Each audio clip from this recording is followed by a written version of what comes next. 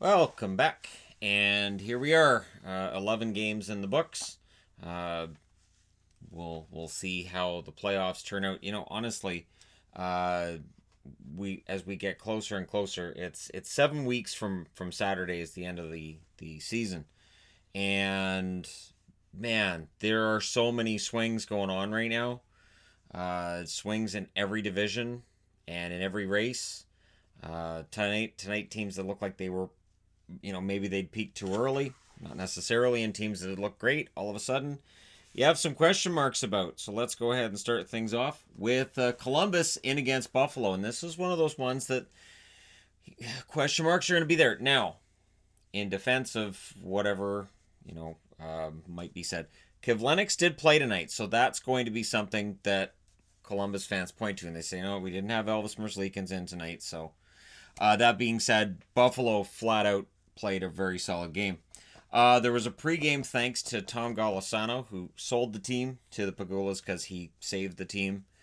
And he got a warm reception, as did Dan DePofi and Larry Quinn. And it's 2000s night, so they're wearing their nice gold jerseys. Well, white with the gold accents. And then they bring out the Pagulas after Bettman. This is what I thought was funny. So they bring out Bettman. Here's my theory, and I have no reason to think this theory is accurate. They bring out Bettman, who gets booed. The Pagulas come out after they get booed. My thought is that they'll ask the Pagulas, "You guys got booed tonight," and they'll go, "Well, they were really booing Bettman. They weren't booing. We're the owners. Why would they boo us?" And then, I believe it was Kelly Pagula, right? She embraced the former owners, and they booed that. And I thought, wow, things are pretty sour in Buffalo between ownership and the fans. They're sour. Even Ottawa fans were looking, going, that's kind of harsh, isn't it? So yeah, early on, Kivlenix robs Skinner. The shots were 5-2 Sabres at the 6 minute mark, and things are pretty quiet in this game until Nathan Gerbe scores in the last minute from Gavrikov and Nash. So at 19:32, that makes it 1-0 Columbus. And then early in the second, Columbus adds to that. It's Boone Jenner, who scores from Werenski and Foudy at 1:31, and it's 2-0. Kivlenix then stopped Gergensons. So everything's going pretty good. The shots were favoring Columbus. Hutton looked pretty good in this game, despite the fact they were down 2-0. And the crowd was kind of quiet. But at least they're wearing those really nice jerseys with the gold accents and the gold buffalo. And I'm kind of hoping, and I know they won't, I'm kind of hoping that they'll keep them next year as a third. I think they're really sharp. I think anniversary jerseys can be really, really sharp. LA did a version of that where their 50th anniversary they kept around, they just lost the gold from it. Well, if you lose the gold from the Buffalo jersey, it's just a white jersey. So, yeah. And then Eichel scores from Reinhart and Ristolainen at 18:47. Eichel, beast mode. Beast mode Eichel tonight, and he got some help. Third period, early on the power play, Olofsson scores from Eichel and Dahlin at 2 minutes and 10 seconds. So a power play that has been struggling. And I said it misses Olofsson, gets him back tonight, and he gets that goal. Olofsson clearly enthused to be back in the lineup and have a chance to help. Probably been watching this team fall way off the map and had been upset about it. So that makes it a closer game. Sherry then had a breakaway that was denied. Hutton kind of got run over. A scrum ensued after. I didn't think it was that brutal of a hit by the Columbus player. I'm trying to remember who it was that ran over Hutton. I didn't think it was that bad, but I understood why McCabe wanted to send a message, you can't do that, which was cross-check, cross-check, cross-check, cross-check, cross-check, cross-check, cross. There's like about 8 of them. So out of that, Columbus emerged with a power play, which I'm sure enraged the Buffalo Sabres because they just watched their goalie get run over and then they get a power play for it. However, they don't score on that one. And Rodriguez gets a goal from Skinner and Hutton at 15:34. And suddenly it's 3-2 in favor of the Buffalo Sabres. They pull the goalie with 2 minutes left, and they score. It is Nudavara that puts it in, 6-on-5 from Bjorkstrand and Foligno at 18:47. So that ties it up at 3. We go into overtime. The Sabres get an early chance. And again, it's beast mode Eichel. This is Eichel when he's putting the team on his back, and that's what he was doing. Skinner had a breakaway that was denied because he's not allowed to have goals this year, but he'd be pretty happy when Olofsson put it in the net. That's the second of the game from Eichel and Dahlin at 2:44. And Olofsson is the hero. 4-3 is your final in favor of Buffalo, who do let Columbus get a point out of this. Very key point for Columbus. And so we'll see how much tighter the Metro gets, but honestly, it's a pretty tight division overall. Kivlenix saves 23 out of 27. Hutton saved 27 out of 30. Your 3 stars are Olofsson, Eichel, and Nudavara, who got the winner. Three stars were, or no, Nudavara got the tying goal. Sorry, tying goal late in the game. Apologies. Shots were 10-8 in the first in favor of Columbus, 11-7 Columbus in the second, 9-8 Columbus in the third final. And then in the overtime, the shots were 3-1 in favor of Buffalo. Final shots 30-27 in favor of the road team, who come up on the losing end. They missed on their power play. Buffalo caught on theirs. So 1 power play for each team, and 1 team scored. And they're the team that ends up winning. So for Buffalo, big win. And again, we know that I think they're still 11 points out of the playoffs, but it's all about moral victories right now. Or well, no, they wouldn't be 11 points because they're in the same division as Toronto, so I guess they're 8 points out. It's a pretty steep climb for them. And so we'll see if Olofsson coming back gets them on this big long winning streak. If they win like 8 or 9 in a row, and I'm not trying to be sarcastic, if they win 8 or 9 in a row, yeah, they're right back in it. But that's kind of what they have to do from here. All right, moving along. Dallas went into Toronto tonight, and this was actually a really good game by Dallas. Dallas continues to impress me night in and night out. Dallas has been a very impressive team, and they're impressive early. 1 minute and 20 seconds in, it's Gurianov that gets his 17th. That's the first shot that Toronto had faced, and Klingberg with the assist. So Dallas out to the quick lead, and they really frustrated Toronto in this one. The shots were still 1-0 in favor of Dallas 6 minutes into it. It started to remind me of the Vancouver game last night against Chicago. The difference was Chicago was getting a ton of shots. Dallas really wasn't. So Dallas kind of playing a bit of a trap game in this one. 11 and a half minutes in, the Leafs get their first shot of the game. So yes, it felt a lot like Vancouver last night, just a different result. And then Johnsson exited the game with what appeared to be a leg injury. Didn't come back. We'll see how long he's going to be out. He, of course, missed, I believe it was 15 games earlier this year. That's troubling. So they're down 1-0 and down a forward after 1. Second period, 24 seconds in. Foxa with a beautiful pass from Como. Cogliano gets the other assist. And it was a bad turnover. And Dallas made him pay. And that's kind of when you're playing the neutral zone trap, that's how you get your goals. So it's 2-0, 24 seconds into the second period. The Stars then get a power play. They don't score on that one. And it felt like the Leafs didn't have any sense of urgency. This is kind of what was missing last night with Vancouver as well. And of course, Markstrom stands on his head. But it felt like Toronto there was no real sense of panic, of urgency, of we really need to win this game. The Leafs finally show up at 5.5 minutes into that second period. Alexiak and Clifford then had a fight. The combination of them getting pressure and Clifford getting into a fight seemed to spark Toronto quite well. So again, while people might have downplayed Clifford being added, you don't need the physical. It does seem to help. It helps the momentum. Power play for the Leafs as Corey Perry takes his penalty. And then a power play goal. It's Austin Matthews with his career high, now being 41. He ties Pasternak atop the NHL in that category. Barry and Marner with the assists at 11-21, so that makes it 2-1. And the Leafs pushed for the tie right after that. Bishop did his best to keep them off the board. Power play for the Stars. During that power play, Kapanen with a really good break, and it leads to Dallas, I believe it was Heiskanen, had to take a penalty on that play in order to prevent Kapanen from getting a goal. So we go into the third period with Toronto down 2-1. This is doable. However, for the third straight period in this game, at 1 minute and 19 seconds, 1 second faster than the Gurianov goal, it's Tyler Seguin getting his first goal in 18 games. Tavares is down here, not talking about him. Janmark and Robertson get the assists at 1:19. When you watch 11 games, it gets your eyes kind of glass over at some point. So I apologize for any misspeaking that happens on the nights where there's this many games. But yeah, Robertson with an assist in his first game, so that's kind of nice to see. And it's 3-1 Dallas, and this is the problem. Toronto in all three periods, not quite prepared, and Dallas was. And that's really the storyline tonight. Marner then had a really nice spin around where he almost scored. He almost scored on the rebound as well. Bishop played that well. Finally, Toronto does pull the goalie with 2 minutes left. They do score. Hyman scores from Tavares and Marner at 18:41. So pulling the goalie works in 2 different games tonight. The Leafs call a timeout with 36.3 seconds left. With the goalie pulled again, it doesn't work. Bishop saves 27 out of 29 in the victory.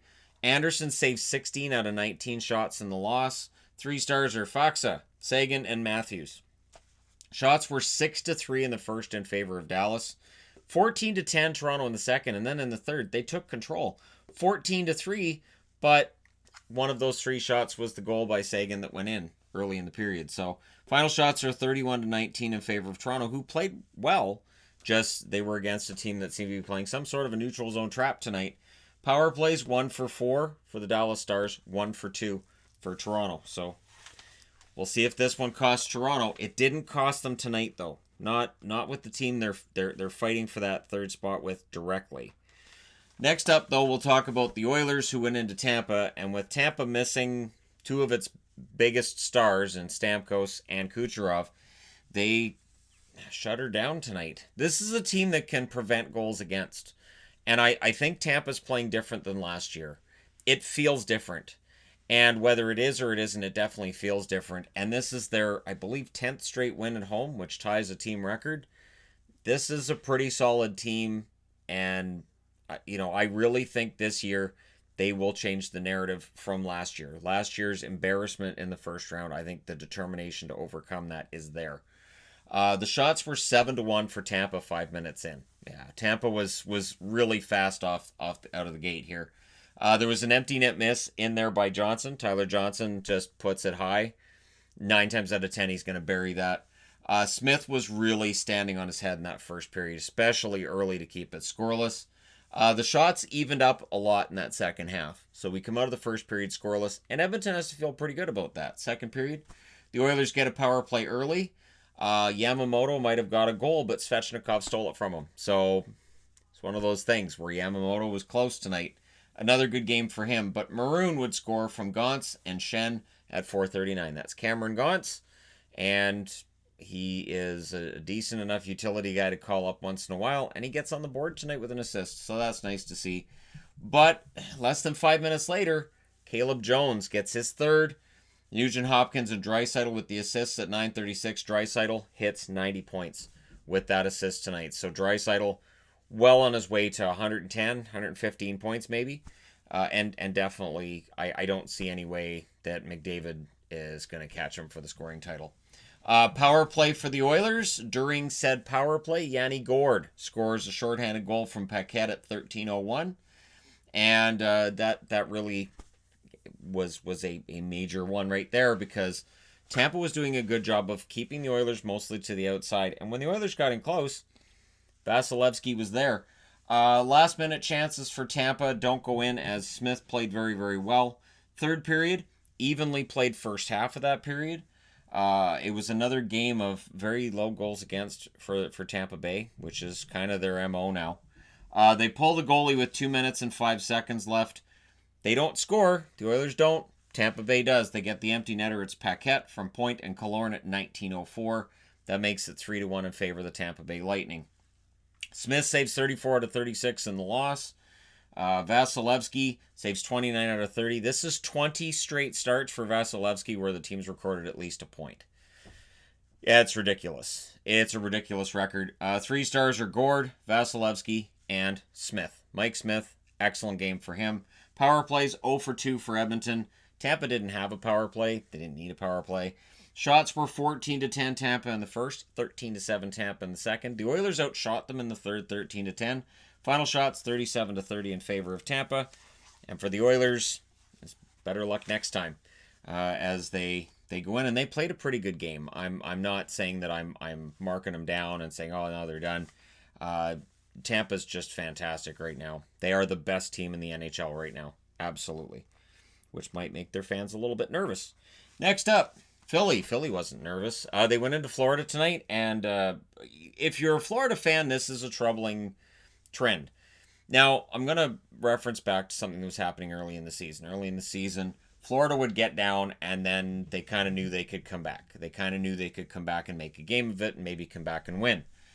And this is a game tonight where it feels like it's starting to haunt them a little bit because it's not so easy to flip that switch later on in the year. The Flyers get an early power play. Van Riemsdyk would score not on said power play, but shortly after, right after it ended, basically, from Niskanen and Sanheim at 4:24. The Flyers get another power play. They don't score on that one, but they definitely had control of the play at that stage. Florida gets their share of chances. As we get through the middle of the period, Florida has lots of chances, and then it goes the other way.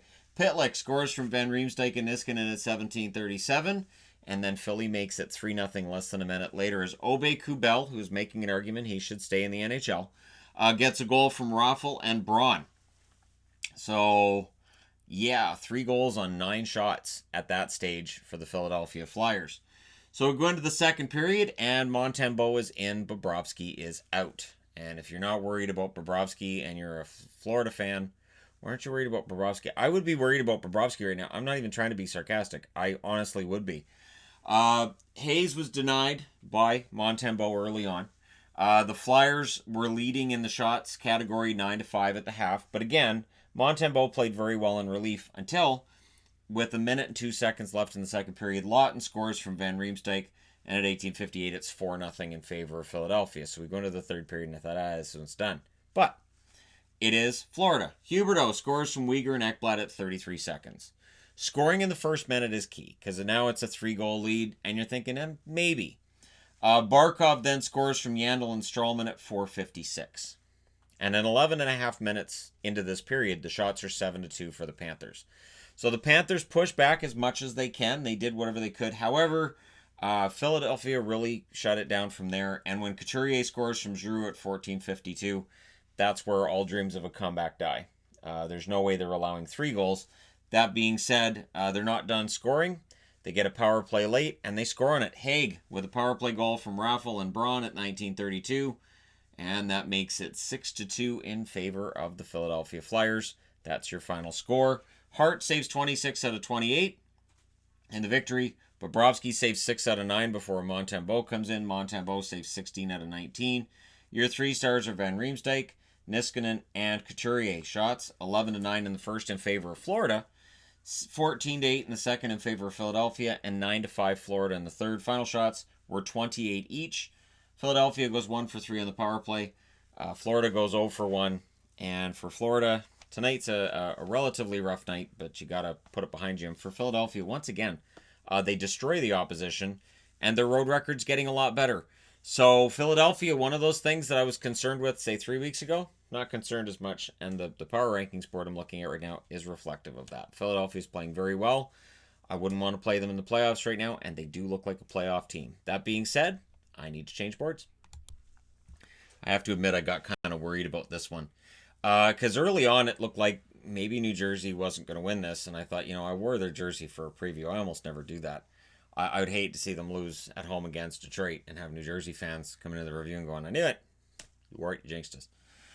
So early power play for the Wings. The Devils got a power play of their own. This was a game that featured 10 power plays. So watch for this review to talk a lot about power plays because that's kind of what happened. Shots were 6-3 in favor of the Wings at the half. They got another power play. Bertuzzi hit a post. There was a lot of posts being hit by both teams in that first. Blackwood was really the only reason this was tied coming out of the first period. He played very, very well. New Jersey only managed 4 shots in that first period. Second period, Devils get a power play, and there were 26 combined shots with no goals at the half. So both goaltenders playing relatively well. Blackwood is the better of the two at this stage of the game. The Devils get another power play. The Wings take another penalty shortly after that. So, yeah, the Devils got a lot of chances. And then the Wings get a power play. They score on that one. The Wings score on the power play. So, Athanasiou from Mantha at 16:34. It's 1-0 Detroit after 2. And I thought, well, they could. Sure. New Jersey could. Nah. No. Third period. Detroit remembers who they are in a period of exactly 4 minutes.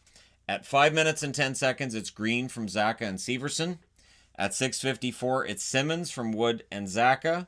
At 8:37, it's Simmons on a power play from Palmieri and Severson. And at 9:10, it's Bratt from Subban. I don't know if Simmons has been hearing about all the rumors that Vancouver might be interested in him. That seems to be who's tied to him right now. I don't know if he's trying to say, hey, I want to stay in New Jersey, let me help, or hey, I'm still pretty good, let me score some goals and get picked up by Vancouver. But either way, Detroit melts down over a 4-minute period, and they lose this one 4-1. So the misery continues for the Red Wings. Their fans won't be surprised by that. After an encouraging start to the week with the win over Boston, they've been reminded they're Detroit, and I'm glad that I took a picture of the board when they were moved out of 31st on Sunday, because I got a funny feeling they could be back in 31st on Saturday night. We'll see.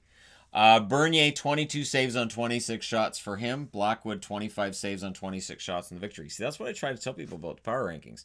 Where they are from week to week. When I take that snapshot on Saturday, it doesn't tell you where they might have been. If I did just power rankings on Wednesdays, it'd be a completely different power rankings. 3 stars in this one were Simmons, Green, and Severson. Shots 12-4 in the first in favor of Detroit, 11-5 New Jersey in the second, 11-9 New Jersey in the third. Final shots 26 each. Power plays 1 for 4 for Detroit, 1 for 6 for the New Jersey Devils. And so for New Jersey, it's a win. So they're 9, 10, and 10 at home now. That's fun. I like that record. All right, Arizona. I don't know what to make with Arizona. So, okay. They win, they beat Montreal. And then they had a good effort against Toronto. You can make the argument about whether or not you think it was goalie interference. I was fine with the call. Honestly, goalie interference this year has been really remarkably consistently called. So we go into tonight with them with 3 points out of 4 on a road trip, which isn't bad. They go into Ottawa tonight. You have to get 2 points against Ottawa. You just have to. You can't afford not to get 2 points against Ottawa, because that's kind of your gimme on the road. Even though Ottawa's been decent enough at home, in basically with where Arizona is in the standings, they can't afford to lose this game. Early pressure by the Coyotes did not generate shots. This was the problem. They weren't getting the shots through. And then the puck goes the other way, and Nemesnikov scores from Batherson and Tierney at 2 minutes and 50 seconds. And not only that, the shots were 5-1 in favor of the Senators 5 minutes into this game. Not long after that, Tkachuk scores from Chabot and Brown at 6:41. So surprisingly, Ottawa's out to a 2-0 lead over Arizona. And this is where the conversation of maybe Arizona's tired could be thrown in there. I come back with maybe Ottawa was just more ready for this game than they were. The Senators pushed for another one at around the 11-minute mark, and honestly, Ottawa played a really good first period. Really good game for them. So second period, the Senators get a power play. They don't score on it. I don't think they generated a shot on it. And the Coyotes were up 3-1 in shots at 8 minutes, but 3-1 in shots at 8 minutes, yeah, they'll take that, the home team, because not very many scoring chances being generated clearly, and that's the kind of game you want to be playing when you're up 2-0. The Coyotes got a power play that they got no shots on. Hogberg then denied numerous Coyotes in that second half. Power play for the Senators didn't go anywhere because they're kind of back to their power play sucking. I'm just throwing that out there, kind of getting back to it. Late power play for the Coyotes, this one would succeed. Ekman, Larson from Hall, and Schmaltz at 16 minutes and 40 seconds. So it's 2-1. That's a late power play goal. 2-1. Can Arizona build things up? The answer is not really. Third period, it's Ottawa that gets that all-important third goal. It's Paul from Anisimov at 6 minutes and 50 seconds. To Arizona's credit, Osterley gets a goal at 9 minutes and 1 second to basically make it a one-goal game again and give themselves a chance. The Senators then answered. They pushed to add to their lead, and then there was a mistake. So Ranta's coming out of the net, and Hall jumps onto the ice as he's rushing to get off. But Ottawa's got the puck and kind of throws it towards the empty net, so Ranta goes back to stop it. You know what that means? That's too many men on the ice. He's supposed to bolt for the bench. Don't worry about what's going on with the puck. Bolt for the bench. The 6 guys already on the ice. And so that's a power play. And you could see Taylor Hall asking the coaches, like, what happened out there? And they're explaining to him, Ranta was going back to the net rather than coming off. And that was with 1 minute and 53 seconds left. So I put right on the board, ends it, because that's it. There was a shorthanded empty net. Basically, that instead of being 6-on-5, Arizona was 5-on-5. So at 1:21 left, they did pull the goalie, and they called a timeout to come up with some kind of a 5-on-5 play to tie it up. They weren't able to do so. Ranta saves 28 out of 31. Hogberg continues to be a story. 32 saves on 34 shots. Wins one in regulation, which has got to feel a little weird for him. He's probably went back to the net at the end of the third period waiting for the overtime to start.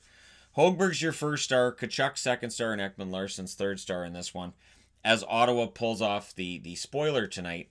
And they outshot them 10-9 in the first. Arizona outshot them 13-8 in the second. Third period, 13-12 were the shots for Ottawa. Final shots, 34-31 in Arizona's favor. They score. They're 1 for 2 on the power play, Arizona. Whereas Ottawa, 0 for 3 on the power play. As, yeah, again, their power play's kind of gone back to where it was. Next up is the Islanders. Okay, Jekyll and Hyde time. The New York Islanders are one of the worst Jekyll and Hyde teams in the league, and trying to figure out on this wonderful board here where to put them. Yeah. And you guys know what board I'm talking about, right? Right. It's getting kind of frustrating because one night you look and you go, all right, they're back, they're good. And then a night like tonight you go, huh? So Craig Smith had a night, best night of his career, arguably. He scores at 35 seconds. The Islanders did push to answer. Not only that, they were up 8-2 in shots at 7 minutes. Here we go. And then the third shot for Nashville goes into the net. It's Smith again, this time from Grimaldi and Bonino at 7 minutes and 41 seconds. I don't know. It's one of those games. And the weird thing is that Nashville, it feels like, and I'm saying it feels like because I don't have all the stats to back it up, games where they outshoot the team that they're playing against by a ton, it seems like they lose those games. And games like this where they're being outshot, they win. I don't know what it is. Ekholm gets a goal from Yarncroke and Watson at 13:33, and boy, was Nashville happy. I'm not just talking about the fans. I mean, on that bench, there was a lot of laughing, a lot of joking around, because honestly, Nashville needed this game. Greiss then comes out. Varlamov goes in, which is the same result of their first meeting, where the Nashville Predators beat them 8-3. So coming out of tonight, in 2 games against them, they beat them by a combined score of 13-3. Whew. The shots were favoring the Islanders coming out of that first period. I don't know what was going on here. Second period, early-ish. Grimaldi scores at 4:41 to make it 4-0. The Islanders get a power play, and that doesn't work for them. Smith would get the hat trick from Yossi at 11:39. Shortly after that, the Islanders get another power play. So the Islanders had 2 power plays tonight. Nashville had none. But the Islanders couldn't buy a goal. Saros played very, very well. Continues the upswing he's been showing lately. Unless they're against Vancouver, Nashville's just really good right now. And that includes the penalty kill. Third period, Turris almost had one. So Kyle Turris, technically cold, but he's showing some signs that the scoring's still there. I really think he needs to be traded. Few shots early as the Predators were cruising, and there were almost no shots in this period, comparatively speaking, with the normal third period in hockey these days. Now we can discuss whether or not that's Nashville shutting the Islanders down or the Islanders lacking that push that you need in the third period of a game to win something like this. 14 goals scored by Smith since December 7th. I think they said he was tied for 4th in the National Hockey League in that category. It's one of those weird ones, right? Where you just go, oh, since this date, this guy's the highest. It's so weird. But yeah, Craig Smith having a very good bounce back from what was a slow start to the season. And it's a 5-0 win for Nashville. Wow. Greiss saves 5 out of 8 before he's replaced. Varlamov saved 16 out of 18. That's the 9th career shutout for UC Saros. He saves all 31 tonight for Nashville. Big victory for him. Smith, Saros, and Granlund are your 3 stars. And that win combined with the loss for Arizona, things get a little bit brighter for the Nashville Predators. There are some other teams around them, but their odds get a little bit better with this victory tonight. Shots favored the Islanders, 14-10 in the first, 13-11 in the second. In the third, Nashville outshot them 5-4. Final shots, 31-26 in favor of the New York Islanders. The Islanders got the only 2 power plays of the game, and they didn't score on them. So, a lot of narratives in this game that just don't go the Islanders' way. Next up, speaking of things that don't go people's way and confusing plays. So the New York Rangers will get to the controversy that ended the night. I kind of agree with Minnesota fans on this. I know we'll see some kind of an explanation, but this was weird. Okay, so the shots are 5-1 Wild at 5 minutes and 7-1 at 8 minutes. And honestly, Georgiev was holding this game together at that stage. But it looked like Minnesota was going to run them right out of the building. And then Donato scores from Koivu at 9:49. Now for Mikko Koivu, that's assist number 500. So he recently played his 1,000th game. Now he's got his 500th assist. Some nice numbers for Mikko Koivu, and it's a 1-0 lead for Minnesota. The lead doesn't hold. 2 minutes later, Panarin scores from DeAngelo and Strome at 11 minutes and 52 seconds. And something I've noticed with Panarin is that he can be, I don't want to say invisible, but he can have stretches of a game where he's not prominent. You don't really pay much attention to him, and then all of a sudden he gets 3 points. And you're thinking, wait, how does Panarin have 3 points? What just happened here? Tonight seemed to be one of those games. Brodin would score from Greenway and Dumba at 16:43. So that makes it 2-1 Minnesota coming out of the first period. Pretty good period of hockey for Minnesota. Probably not happy that they didn't have a 2-0 lead, but it's fine. They're still with the lead at the end of the first period. Second period, the Wild score. Dumba gets a goal, and the Rangers looked and thought, we're not going to challenge. Yes, we are. Now, there's something I've noticed with referees lately, and you guys can weigh in on this and how you feel about this, where referees will ask a coach, are you going to challenge? And they go, no. Drop the puck. And then the coach will go, no, wait, come over here. No, we'll challenge. No. Drop the puck. They're giving coaches way too much time to challenge. They're just, I think the NHL coming out of this season is going to give a limit. And I think it should be like 20 seconds. You have 20 seconds to challenge. Because there are times where, and I understand why referees are doing this, they want to be fair. Where referees are waiting, kind of hanging around, wait, like you're going to challenge, all right, they're thinking about it. Well, we'll just wait here. And the opposing coach, the team that just got the goal, is like, drop the puck. They're just standing there. They're not dropping, like, just drop the puck. Because they're delaying, and we want this game to continue. So I think we're going to see some sort of a challenge clock in the future, I would think, because there are games where it feels like they give coaches multiple chances to challenge. Just say, do you want to challenge? And coach goes, nah, then it's done. They can't call you over and go, no, we've decided we will challenge. No, you said no. So, yeah, I find it weird. But once they looked at it, no goal. They took it away. So again, they got the call right. I'm not arguing that. I'm just saying it just feels like they're letting coaches him and haw on it too much. Power play then for the Rangers. They don't score on it. The Wild get a power play of their own, which is not successful. No, wait. There was a good period for Stalock in the second. I'm getting ahead of myself. Good period in the second for Stalock. Greenway would score then from Brodin and Eriksson at 17:53. So it's 3-1 after 2. And it looks like Minnesota's home and cleared. But it's Minnesota. And the fans, according to what I was reading tonight, not big fans of the goaltending, and they feel that the goaltending is what's letting them down. I think there's more to it than that. I can understand the concern about the goaltending. I think there's more issues with Minnesota than just that. Third period, Donato had a breakaway that was denied, and then there was a scrum that followed because he decided to poke at the goaltender after, because that's what happens.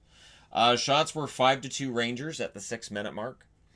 The power play for the Rangers, Wild got a power play after that, as I said previously when I lost track of which period I was in. And then DeAngelo scores from Buchnevich at 11:51. So momentum starts to shift towards the Rangers. The Wild get another power play. They don't score on it. That was a problem. All the power plays are in the third period. And then they call a timeout with 1 minute and 49 seconds left, and they pull the goalie. And for the third time tonight, it works.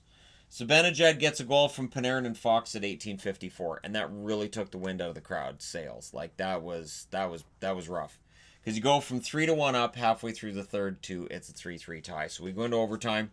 Stalock stopped Buchnevich. Very good play by Stalock. Fiala had a good chance. Panarin hinted at a lacrosse attempt, which I thought was nice. He gets down over the puck and he's kind of got the stick turned like I'm going to do this, and then he didn't. I hope we see more of that. I do, because it's a play that can be defended. The lacrosse goal can be defended, but if you can hint that you might go for it, it might open something else up. So I thought it was nice of Panarin to hint at it, even if he wasn't going to do it. Or, as they said, maybe he was having trouble getting the puck to sit properly on his stick, and he was worried about trying it. Stalock then robbed Trouba. Stalock, I thought, had a very good overtime.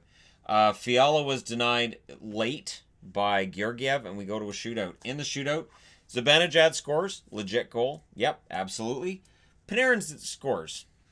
Looked to me like he was kind of skating backwards. You have to go forwards towards the net. Your momentum always has to be towards the net. Has to be. You're not allowed to stop forward momentum.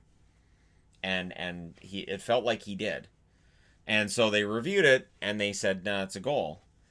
And I kind of shrugged. Everybody kind of seemed to shrug as well on Twitter, like, I don't know. And even on our Discord, there were Rangers fans that said, I don't know how that's a goal because he was skating backwards. So it seems like everybody saw it one way. It'll be interesting to see if the NHL explains this because this is one of those plays. Now, I'm going to say this as well. It doesn't mean Minnesota would have won it. Minnesota was already down 1-0 in the shootout, and their first two attempts both did not succeed in getting past Georgiev, so there's no guarantee a third would have either. But it was weird that they counted that. I'd like to understand why. So 4-3 is the final in a shootout in favor of the Rangers. They get to 6 games above 500. And again, the Rangers are making things very interesting. They are in a position where you can't really rule them out. You can try, but you can't really rule them out as potentially being a playoff team. At the very least, they're close enough that I don't know that you can necessarily sell off pieces right now, other than Georgiev, because you have 3 goaltenders. Georgiev saves 23 out of 26 in the victory. Stalock takes an overtime loss, saved 28 out of 31. Your 3 stars, Zibanejad, Brodin, and Greenway. Power plays 0 for 1 for the Rangers, 0 for 2 for Minnesota. Shots 11-8 Minnesota in the first. The Rangers outshoot them 10-6 in the second and the third. And in overtime, the shots were 3 apiece. Final shots 31-26 in favor of the New York Rangers. And we'll see how they do going, how well they perform from here, as they're now 6 games above 500. They're in it. They're in it somehow. And for Minnesota, this is a tough loss, but they do get a point, and Arizona didn't, so they still get a little bit closer, potentially, to being in a spot in the playoffs. That being said, I do need to change boards. There are many great truths in this world, like Ovechkin stuck on 698 goals. And when you hear the song Mana Mana, you get it stuck in your head for days. Even me saying the title, there are people humming it right now. I heard it. I'm scrolling through Netflix and I go on to the Office, the British version, and they show that scene in the preview of when they're all singing Mana Mana, and you get it stuck in your head. So sorry. So the Avalanche came out really, really strong tonight, didn't they? This was a really good home period for Colorado, and it looked like, all right, they've got this figured out. They went into Washington and they beat them 6-3 early in the year, and now they're ready to take them out at home. And for Washington, their troubles will continue. Burakovsky scores from McKinnon and Hamenev at 2:54. And the shots were 6-5 caps at around the halfway mark. And again, Ovechkin on 698. It felt like I don't know. I don't know if he's struggling or this is just regular stuff that he'll go a few games without a goal. But anyways, Rantanen scores from McKinnon and Burakovsky at 16:05 on the power play. So they get a power play goal. They're up 2-0 after 1. Here we go. It's Colorado. They're good. The shots were 5-2 Avs, 6.5 minutes in the second period. So again, they start the second period just as strong as they were in the first. Then the game turns. The Capitals get a much-needed power play around the halfway mark. And Backstrom would score from Vrana and Karlsson at 11:37. And then that is really where their confidence seems to pick up. Their momentum's good, and they draw another power play. The Avs get a power play shortly after that. Holtby denied McKinnon during that power play, and then the Avs had a 5-on-3 for a minute. 5-on-3s are tricky. If you get a goal on it, it's the most wonderful thing that happens to you. If you fail to score during a 5-on-3, it's a huge momentum swing in favor of the team that killed it off. Lots of key saves by Holtby during that period. During that point in the game as well. Late Caps power play as well, and I'm going to say straight out, my honorary third star of the night would go to Holtby. I think Holtby had a very good game. Certainly, I've talked about his stats being down. He had an .893 save percentage coming into this game. It's improved through this game. Third period, the Caps pushed it around 6.5 minutes, but Grubauer was holding pretty well. 2-1 lead, he was holding pretty well. Shots were 9-2 for the Capitals at 6:37. So that was where the whistle blows, and I'm like, was there a shot? Yeah, well, that's fine. I'll just instead of putting 6.5 minutes, I'll put 6:37. So 9-2 are the shots. And Ovechkin, yeah, stuck at 698. The only reason I keep putting it up there is because they keep talking about it. And it's like NBC is kind of, I feel like NBC's jinxing him more than anything. Because he keep, hey, Ovi, you're at 698. Ovi, when are you going to get 700? Leave me alone. So the Avs had a 4-on-2 that was broken up. Key play right there. And then the Capitals get a power play. Grubauer absolutely robbed Vrana, but he can't rob them all. At 12:48, Wilson scores from Karlsson and Eller. That is a power play goal. Wilson on the board. And then the Avs push with 6 minutes left. It feels like that goal woke Colorado up. Like Colorado went, all right, we can't let this happen at home. It's 2-2. We've got to get to overtime. We're going to beat these guys if we don't beat them in regulation. The problem is Washington had other plans. Oshie would score from Jensen and Eller at 17:56. The Avs called a timeout after that goal. I think the best time to call the timeout would have been when it was 2-2. So it's tricky. They called the timeout. They did everything they could, and it just wasn't enough. The Washington Capitals on the road are better than they are at home. Proved it again tonight. They come back from 2-0 down after one, and they win 3-2 in regulation. So Colorado doesn't get a point out of this, which is key when you look at what else happened outside of this game. Dallas gains a couple of points on them, and St. Louis gained a point on them tonight. So Holtby saves 32 out of 34 in the victory. Grubauer saves 35 out of 38 in the loss. 3 stars are Oshie, Burakovsky, and Wilson. And again, I would have had Holtby in the 3 stars because without Holtby's goaltending in that second period especially, there's no way that this game is a victory for Washington. Shots were 11-8 in the first in favor of the Avalanche. Both teams had 11 shots in the second, 19-12 in favor of Washington in the third. Final shots 38-34 in favor of the Capitals. Power plays 2 for 5 for Washington, 1 for 4 for the Colorado Avalanche. And yes, this felt like a playoff game. A lot of these are feeling like playoff games. Now, Vegas at home against St. Louis, they talked about how this felt like a playoff game. To me, it felt like it was too high scoring for playoffs. And there were too many defensive breakdowns for playoffs. And, I felt bad for St. Louis. This is a team where, 2 days ago they go through that scary incident, and now they're already back out on the ice. And so you have to take tonight's game and say, it was good of them to get out there and get out on the ice and play. And it's still the dad's trip, which is really important right now. The dads are being the shoulder to lean on for the players on the ice. So that's really important. And I think that's great for the team, for the dads, for all of that. But they'd only won 3 out of 10 coming into tonight, right? So there's that as well, that before all of this, St. Louis has been struggling. So I'm not sure what to make of St. Louis coming out of tonight. I kind of want to give them a pass, but the record over their 10 games coming into this tells me I probably shouldn't. So it is tricky. It's a tricky situation. Sanford scores 25 seconds in from O'Reilly and Pietrangelo. Doesn't take Sanford long. Pacioretty, however, would answer with a power play goal from Stone and Theodore at 1:59 seconds. And this is where the problem lies, that just the defense at both ends was not very good. I know Vegas fans are going to be upset with Subban. I'm not. I really thought that it was just defensive breakdowns. Vegas gets another power play. Binnington denied Marcia. So Pacioretty, however, would score from Karlsson and Stone at 6:34. And pretty good power play tonight for the Vegas Golden Knights. Really pretty darn good in that power play there was the only one that didn't score tonight. Sanford gets his second goal of the game at 9:41 from Bortuzzo and Perron. Coming out of that goal, Reeves goes the other way. He gets 2 really good chances. Nosek had a really good chance as well. And that fourth line is really good at switching the momentum back when it needs to happen. Not necessarily at burying the puck, but they're good at getting the momentum back. McEachern would then get a goal from Barbashev and done at 15:43. I'm really surprised they credited this to McEachern. They changed it. I think you should change it back. It hit his jersey. I don't think it even touched his body. I think it just hit his jersey. But I guess if it hits your jersey, it's your goal. I guess it technically banked off of you. But did it change direction? Because I don't think it did. Anyways, it's just moot point. That made it 3-2, and it acquired the crowd after a pretty raucous start to this game. The Blues get a power play they don't score on. Second period, really strong start for St. Louis. Sanford, his first career hat trick from Pietrangelo and O'Reilly at 5:13. I have been a very vocal supporter of Zach Sanford the whole way through. So I really believe this kid is really good, and it really speaks to the amount of depth in the St. Louis organization that you can have a guy who's capable of this hat trick that's playing usually on your third line.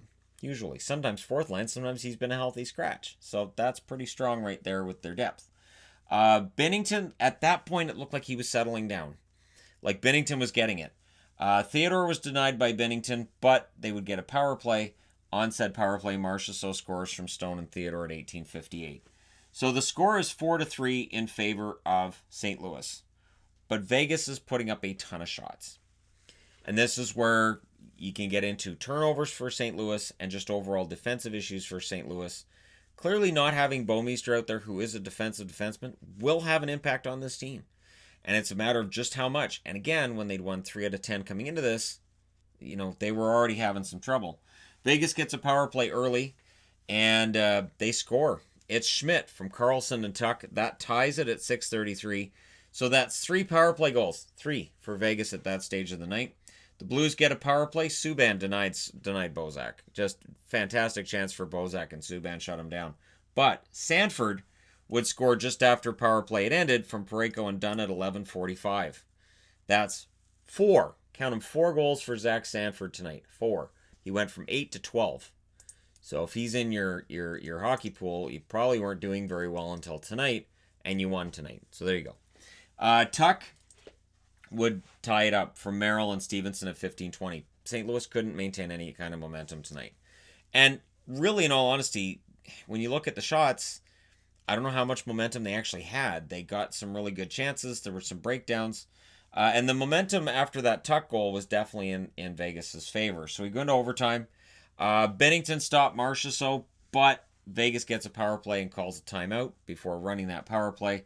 It is Marchessault with the power play goal in overtime. That's their 4th. I believe that's a team record now for power play goals in one game. From Pacioretty and Stone at 2 minutes and 30 seconds. A lot of troubling patterns coming out of this game. Binnington saves 46 out of 52. Subban saved 19 out of 24. Your 3 stars are Marchessault, Sanford, and Pacioretty. Yeah, Sanford gets 4 goals. He's not the first star, and I'm not going to complain about it because they lost, and Marchessault was absolutely fantastic tonight. Had a couple of power play goals to his name, and he was very prominent most of the night. So, yeah, I agree with him being the first star completely. Shots were 14-9 in the first in favor of Vegas, 16-10 Vegas in the second, 15-5 Vegas in the third, and then in the overtime, troublingly, 7-0 for Vegas. So again, St. Louis, not one of their best games. They're outshot 52-24. Power plays 0 for 2 for St. Louis, 4 for 5 for Vegas.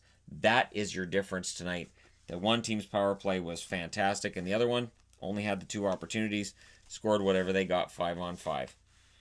What a game. Didn't feel like playoffs to me just because there's way too many goals for a playoff game. Unless it's 80s playoffs. 80s playoffs, that could happen. But this, to me, felt more playoffs than this. But, again, it's all a matter of opinion, right? Last game of the night, Calgary. All right, so Anaheim, I don't know how to talk about this one, really. This is such a weird game because much like this one, it just felt like every time the puck was in the home team's end, it ended up in their net somehow. The difference is, over here, you've got Vegas answering with a ton of goals. Over here, Anaheim, none. Zip. The shots were 3-1 for the Flames at 3 minutes, and you get the feeling that coming out of losing to the Kings last night, the Flames had to be more desperate, and they were.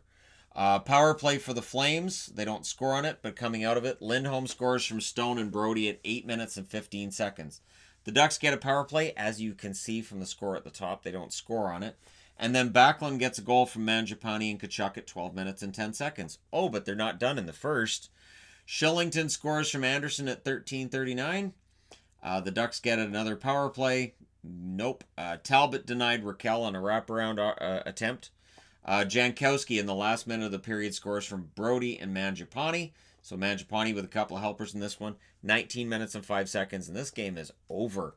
Jankowski, pretty good game for him. And I talked about him a lot this year for people who watch the previews. I know there's people that don't, that just watch the reviews. I talk a lot in the previews about guys who are struggling, and I talk a lot about players who I'm waiting for them to break through. And I've talked about Jankowski a lot to the point where I thought, I'm talking too much about him because the goals aren't there and it just makes it look like I'm just trying to make something happen that's not going to. But he's really come on the last little while here. And for a team that needs extra goal scoring, that is huge. The Mangiapane started putting up points and Jankowski started getting goals again. Solid game for Talbot. At second period, he was fantastic. Miller stopped Hannafin in what was a very wide open game. There was a lot of shots in this game through 2 periods. Backlund would score shorthanded at 16:46. So yeah, the power play was pretty literally going backwards for the Anaheim Ducks. Third period, the shots were actually favoring the Ducks. Whole way through this game, after the first period, it favored Anaheim. It did. Talbot was absolutely fantastic. It's like Talbot watched what Markstrom did last night and went, I can do that. I can do that. Sure. And Cam Talbot's a goaltender that I remember a few years ago. I talked about him being one of the best goalies in the league when he was in Edmonton. I really thought he was one of the better goaltenders in the NHL. Loved his play with the New York Rangers when he had to fill in for Lundqvist. This is that goaltender. Now, he hasn't been able to do it consistently since the 2016-17 season ended, but this is him. This is that guy. Talbot played great until Jankowski scores at 6 minutes and 55 seconds. That's his second goal of the game, his 5th of the year. It's 6-0 Calgary, and you're done. So for Anaheim, it's a frustrating result. 21st career shutout for Talbot, 44 saves in the shutout. 3 stars are Backlund, Talbot, and Brody. So, of course, Calgary sweeps the 3 stars because they won 6-0. So, of course, they did. Gibson saves 12 out of 16, and then he's done for the night. Miller goes in at the start of the second. He saves 14 out of 16. Shots were 16-12 in the first in favor of the Flames. 18-11 Anaheim in the second. 14-5 Anaheim in the third. 44-32 overall. I don't think this was on Gibson. I really don't. 12 saves on 16 shots isn't great, but I don't put it on him. There were saves he made in that first period that were great. Power plays 0 for 2 for Calgary, 0 for 4 for Anaheim. And so for the Ducks, they lost twice at home this year against Calgary. Remember when Calgary couldn't win in Anaheim at all? It wasn't that long ago. And now, it's just Anaheim. We got this. Vancouver knows how that feels as well. Vancouver couldn't win in Anaheim for a long time, and now they're able to win there too. It's a weird universe we live in. Let me know your thoughts in the comment section below as always. Don't forget to hit like and subscribe if you're browsing your way through. You just happened upon this video. And thank you guys so much for all your support, for helping get this channel above the 133,000 mark. And I will talk to you guys again soon.